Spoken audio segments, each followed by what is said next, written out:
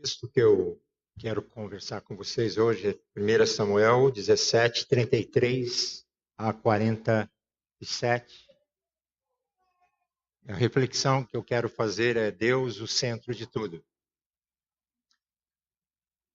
Porém, Saul disse a Davi: Você não poderá ir contra este filisteu para lutar contra ele. Você ainda é jovem e ele é guerreiro desde a sua mocidade. Davi respondeu: Este seu servo apacentava as ovelhas do pai. Quando vinha um leão ou um urso e levava um cordeiro do rebanho, eu saía atrás dele, batia nele e livrava o cordeiro da sua boca. Se ele se levantava contra mim, eu o agarrava pela barba e o golpeava até matá-lo. Na linguagem dos jovens aí, eu diria que esse é o bichão mesmo, né? Este seu servo matou tanto o leão como o urso. Este filisteu incircunciso será como um deles, porque afrontou os exércitos do Deus vivo. E Davi continuou: O Senhor me livrou das garras do leão e das garras do urso. Ele me livrará das mãos desse filisteu. Então Saul disse a Davi: Vá e que o Senhor esteja com você. Saul vestiu Davi com sua própria armadura, pôs um capacete de bronze na cabeça dele e o vestiu com uma couraça. Davi cingiu a espada sobre a armadura e tentou andar, pois jamais a havia usado. Então Davi disse a Saul: Não posso andar com isso, porque nunca o usei. E Davi tirou aquilo de sobre si. Pegou o seu cajado na mão, escolheu 5 pedras lisas do ribeiro e as pôs no alforje de pastor que trazia consigo, e com a sua funda na mão foi na direção do filisteu. O filisteu também vinha caminhando e se aproximava de Davi, tendo à frente dele o seu escudeiro. O filisteu olhou e, vendo Davi, o desprezou porque era apenas um moço ruivo e de boa aparência. O filisteu disse a Davi: Será que eu sou um cachorro para que você venha contra mim com pedaços de pau? E pelos seus deuses o filisteu amaldiçoou Davi. E disse mais a Davi: Venha aqui que eu darei a sua carne às aves dos céus e aos animais do campo. Davi, porém, disse ao filisteu: Você vem contra mim com espada, com lança e com escudo. Eu, porém, vou contra você em nome do Senhor dos Exércitos, o Deus dos exércitos de Israel, a quem você afrontou. Hoje mesmo o Senhor entregará você nas minhas mãos. Eu o matarei, cortarei a sua cabeça, e hoje mesmo darei os cadáveres do arraial dos filisteus às aves dos céus e às feras da terra. E toda a terra saberá que há Deus em Israel. Toda esta multidão saberá que o Senhor salva, não com espada, nem com lança, porque do Senhor é a guerra e ele entregará todos vocês nas nossas mãos. Eu gosto muito das expressões populares que existem por aí, né? Água mole em pedra dura, tanto bate até que fura. Isso é fácil de interpretar, né? Aí outro dia eu vi uma expressão chamada cuspido e escarrado. Aí alguns podem dizer que nojo, né? Cuspido e escarrado. Talvez alguns de vocês saibam já o significado, mas na verdade é esculpido em Carrara, né? Esta é uma distorção da expressão esculpido em Carrara. Carrara é uma cidade da Itália que produz uma espécie de mármore muito antiga, né? Já desde os tempos da antiga Roma, e o mármore de Carrara ajudou a construir o Panteão e, na época do Renascimento, todas as esculturas que eram feitas em mármore Carrara, né? Então, isso ficou até hoje na cidade de Carrara, tem assim, um festival de mármore de Carrara, né? Então, se você quiser visitar, pode ir lá. Por isso aí eles misturaram, né? Misturaram as coisas e saiu a expressão cuspido e escarrado. É como se fosse exemplo assim, nossa, né? É a cara do pai cuspido e escarrado. Né? Mas tem uma outra expressão que diz assim: papagaio come milho, periquito leva a fama, né? E essa é mais fácil. É quando uma pessoa faz algo extraordinário e quem não fez leva a fama e é premiado, né? É mais ou menos a história que nós vemos aqui, né? Parece que Davi leva a fama e Deus fica meio de fora da questão.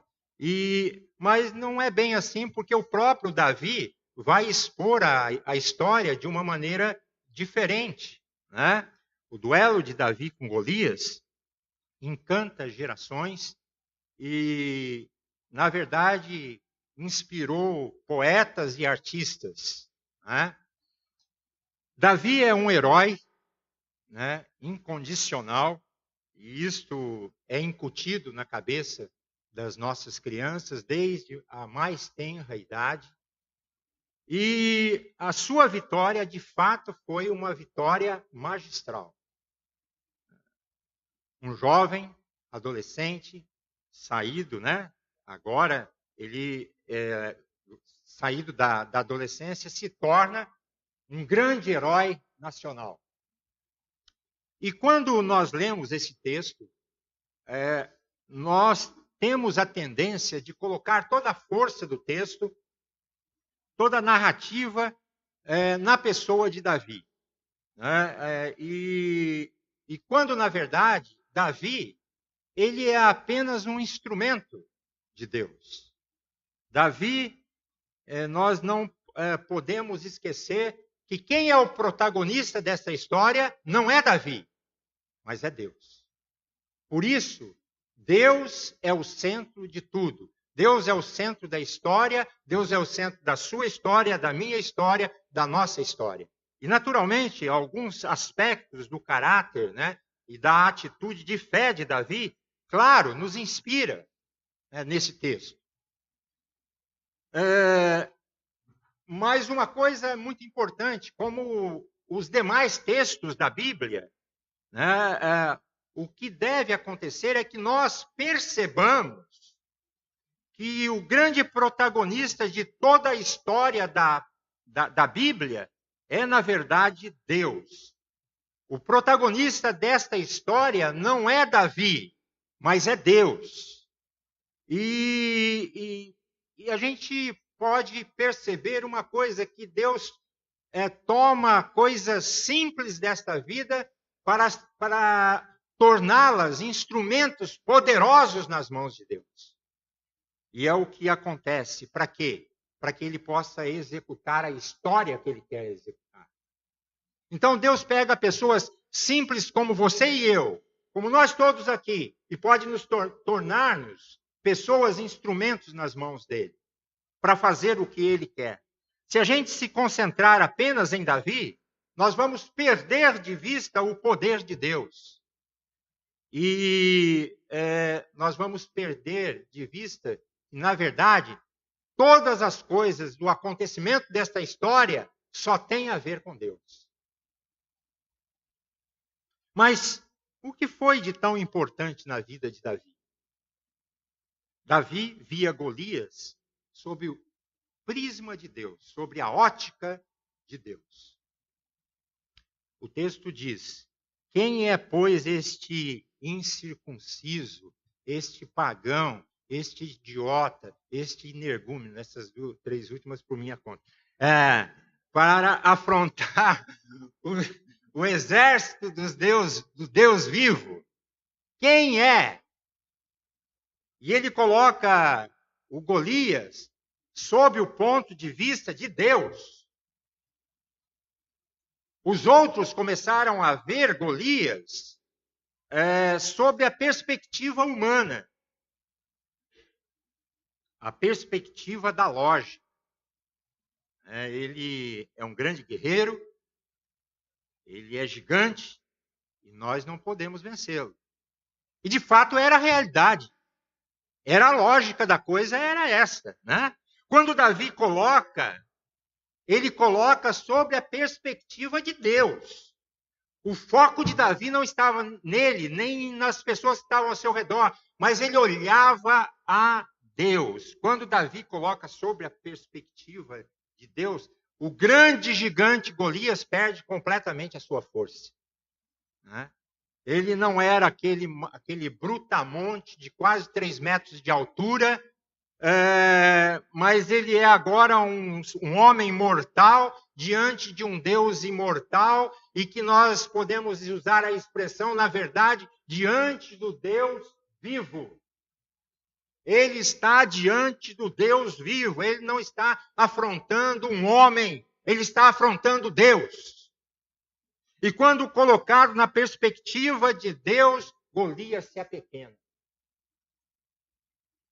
Veja o exemplo, por exemplo, de outros na Bíblia que se depararam com gigantes, aqueles 12 espias que foram à terra que Deus havia prometido, chegam daquela terra e dizem, não dá para ir lá, porque é terra de gigante, os filhos de Anak, descendentes de gigantes, não dá, a gente se viu como gafanhotos diante deles, e eles também olharam para nós como insetos. Nós não temos condições de ir lá. 10 espias trouxeram este relatório, mas 2 espias, que eram Josué e Caleb, trouxeram um relatório diferente, porque eles estavam com as lentes de Deus.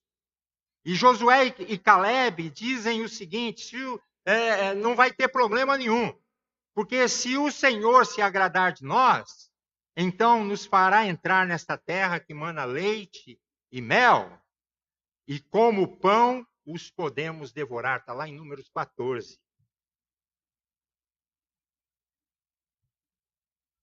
Como que você analisa os seus problemas? Como que você analisa as suas dificuldades? Como você analisa as questões que estão acontecendo com a sua vida agora? De que maneira você tem visto os seus problemas? Sob a dura ótica do realismo? Do diagnóstico? Da sentença dada? Das circunstâncias? Ou você está vendo os grandes problemas ou pequenos problemas sobre a ótica e as lentes de Deus como Davi via? Certo presbítero, formado em economia, quando ele discutia o orçamento da igreja e os grandes desafios e os recursos limitados, quando perguntado se poderia ou não executar determinados projetos, ele respondia o seguinte: vocês querem que eu responda como economista ou como homem de Deus ou homem de fé?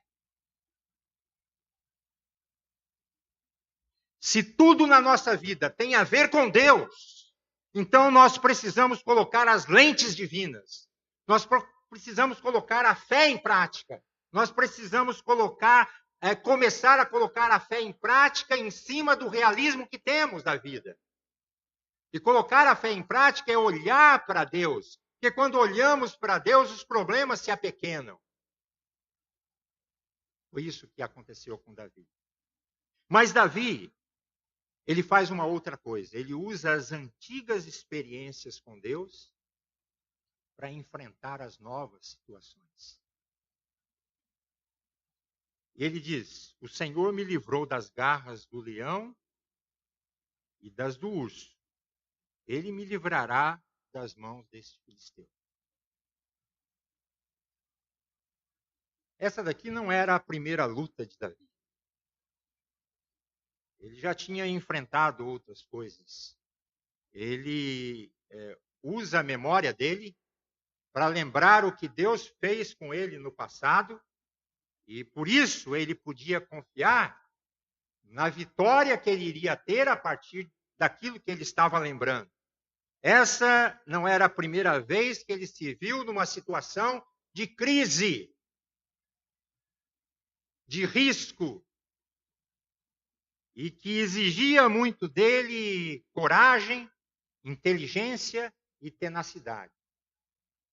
Davi, ele está diante de uma circunstância. Ele já havia enfrentado um leão, ele já havia enfrentado um urso, ele tirou o cordeiro da boca destes animais, ele sabia que se Deus havia dado forças para ele vencer aquelas feras lá do passado, ele estava convicto que Deus iria fazer o mesmo agora. Hã? Você consegue compreender isso?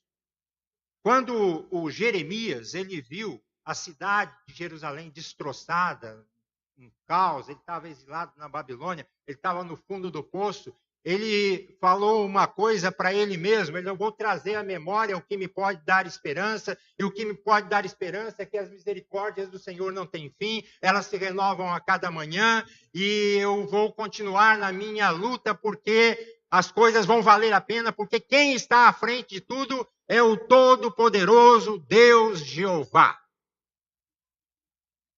O Deus que você serve. O Deus que você diz que crê. Mas crê até que ponto? Apenas no realismo? Ou esse Deus pode ir além daquilo que você está vendo? Davi sabia que tudo tinha a ver com Deus. Deus é o centro de tudo. Se ele agiu no passado, ele podia intervir hoje. Se ele havia visto milagres acontecendo na sua vida, ele podia ver de novo. Se você um dia já viu, já aconteceu milagres com você? Está na hora de lembrar dos milagres, das experiências, para vencer os pequenos e os grandes problemas de agora, do presente. Está na hora de você lembrar o que Deus já fez, para que você se lembre que o mesmo Deus que fez vai continuar fazendo agora, hoje, aqui, presente, na sua vida. O mesmo Deus que agiu lá no passado está bem aqui no nosso meio. Está dizendo para cada um de nós: eu vou continuar agindo na vida de vocês, porque eu sou o mesmo Deus. Eu quero que vocês acreditem nisso. Davi sabia que tudo tinha a ver com Deus. As vitórias que Deus nos deu no passado precisam fortalecer a nossa fé para a gente enfrentar as lutas do presente. O salmista afirma que o homem de Deus, passando pelo vale árido, ele faz dele um manancial. E ele completa. E vão indo de força em força. Em outra interpretação, ele diz: e vão indo de vitória em vitória. Né? O apóstolo Paulo, ele diz assim: graças, porém, a Deus, que em Cristo sempre nos conduz em triunfo e por meio de nós manifesta em todo lugar a fragrância do seu conhecimento. A vida do cristão pode ser uma vida de constante vitória sobre as pequenas e grandes coisas. A vida do cristão pode ser positiva, mesmo diante das grandes tribulações, quando Deus está na frente. A lógica de Davi, ao olhar Golias, era esta: se o Senhor me livrou lá, ele poderá me livrar novamente. Não era uma questão de situação favorável, mas era uma questão de confiança inabalável na pessoa de Deus. Era uma questão de colocar fé para valer em Deus. Era uma questão de enxergar Deus. Era uma questão de ver Deus agindo na vida. Mas Davi, ele também decide fazer uma coisa. Sabe o quê? Usar a roupa própria. Ele decidiu usar a roupa própria. Disse Davi a Saul: não posso andar com isso, pois nunca o usei. E Davi tirou aquilo de sobre si. Se tudo tem a ver com Deus, se Deus é o centro de tudo, não adianta usar a roupa de outra pessoa.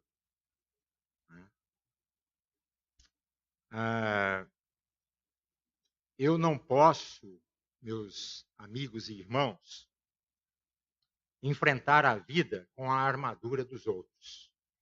Né? Deus me deu um estilo, me deu uma personalidade que é só meu, é só minha. Ele quer me usar como eu sou, ele quer usar você como você é. Não adianta eu pegar a roupa lá do Luiz e falar, Luiz, me empresta sua roupa que eu quero vestir. E nem ele pode pegar a minha roupa e querer vestir, não vai servir. De jeito nenhum. Não é? Ao meu tamanho e o tamanho do Luiz. Então, há um grande problema de nós tentarmos querer usar a fé do outro para enfrentar a nossa crise. E pode ser muito perigoso a gente contar apenas com a oração dos outros, né, para sustentar a minha vida espiritual. Porque eu diria que não se vai ao céu com o azeite do outro. Lembra da parábola das virgens? Não se vai ao céu com o azeite. Nem se vai ao céu por procuração. O advogado pode dizer isso, né? Nem se vai ao céu por procuração. Então, a fé do outro não resolve o meu problema. Eu preciso crer. O negócio é comigo. A oração do outro a meu favor pode até me ajudar, mas não pode substituir o meu compromisso pessoal com Deus. Não se transfere unção por osmose. Ou, eu diria assim, por representação. Filhos não podem ficar dependendo da fé dos pais. Maridos não podem ficar dependendo da fé da esposa. Nem a esposa do marido. A responsabilidade diante de Deus é individual. A alma que pecar, essa morrerá, diz a palavra de Deus. Deus quer usar a sua oração, a sua vida, o seu estilo, o seu currículo, a sua forma de ser. Deus quer usar você se é uma pessoa simples ou sofisticada. Deus quer usar o seu conhecimento superficial ou profundo. Ele quer usar a sua formação elitizada ou modesta. Não interessa. Use sua roupagem. Use a sua roupagem. Não vista a roupa do outro. Você nunca será o outro. Você não tem o corpo do outro e nem a ginga do outro. Você é você. Tudo tem a ver com Deus. Quando ele quer usar apenas uma funda e pedras, ele usa e derruba um gigante, porque aquela pedra será certeira. Não tem a ver com você, mas tem a ver com Deus. Nada tem a ver com você. Tudo tem a ver com Deus. Onde está Deus na tua vida? Qual é o lugar de Deus na tua vida? Deus usa você e realiza os propósitos dele como ele quiser. Na sua história, na minha história, na nossa história e na história da humanidade. Eu quero concluir dizendo o seguinte: eu queria fazer uma ligação disso daqui com o Yeshua HaMashiach, com o Jesus ungido, com o Jesus, o Messias, que fez uma missão e a gente pensa que acha que a nossa salvação tem a ver com nossa competência moral, com nosso currículo de bondade. A gente pensa que as boas obras, a nossa justiça pessoal, não tem a ver com Deus. É por esta razão que a gente analisa esse texto. Nós temos a tendência de transformar Davi em herói. E não colocamos os olhos naquele que faz o impossível, que é Deus. Que faz o impossível se tornar real. o autor desta vitória não foi Davi, foi Deus. E Davi deixou muito claro isso em todo o texto. Eu só vou porque se eu for, eu morro. Mas se Deus for na frente, eu vou bem aqui atrás. É ele que vai vencer essa batalha. Os irmãos de Davi, quando viram a sugestão de enfrentar o gigante, eles acharam que era presunção. O Saul achou que era suicídio. Né? Mas Davi, ele não olhava para a potencialidade dele, ele olhava para a potencialidade de Deus. E é isso que nós precisamos fazer. Olhar e saber que é Deus quem faz. É Ele quem executa. A nossa salvação não tem a ver com a nossa moralidade, com a nossa religiosidade, com o nosso legalismo, não tem a ver com as nossas boas obras, com a nossa competência pessoal, espiritual, mas tem a ver com o amor de Deus e aquilo que Ele fez por nós, de dar a vida por nós. A nossa salvação, ela vem de Deus. Paulo afirma, não que por nós mesmos sejamos capazes de pensar alguma coisa como se partisse de nós. Pelo contrário, a nossa suficiência vem de Deus. Quem faz a obra é Deus. E aí, tudo tem a ver com Deus, porque Deus é o centro de tudo. A competência não é minha. O Davi não colocou a sua vitória na sua potencialidade de guerreiro. Ele colocou nas mãos de Deus. Este é o fundamento do Evangelho de Deus. É Ele quem faz. É Ele quem faz. O Filho de Deus, ele se dirige resignadamente até a cruz. E ele morre a morte que ele tem que morrer, que é, na verdade, a nossa morte. E ele assume o nosso lugar e ele nos substitui. O sacrifício expiatório de Cristo é quem faz tudo. Qual é a nossa função? O que nós devemos fazer? Nós devemos nos entregar a Deus e na confiança que nós devemos ter nele e não na nossa capacidade. Não adianta fazer alguma coisa para ir para o céu, mas confiar naquilo que já foi feito por nós.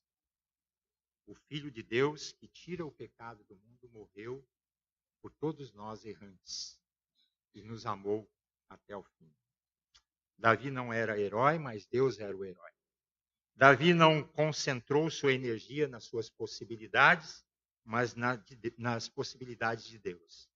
Davi sabia que não era a sua competência, mas era a competência de Deus. Afinal, tudo tem a ver com Deus. Por quê? Porque Deus é o centro de tudo. Que Ele seja na sua vida o centro de todas as coisas. Que Ele seja na sua vida, a partir de hoje, que você possa dizer, eu creio nesse Deus. A partir de hoje eu vou colocar Deus na frente de tudo que eu for fazer, de tudo que eu realizar, eu vou colocar Deus. Em que lugar anda Deus na sua vida? Que Deus te abençoe. Amém?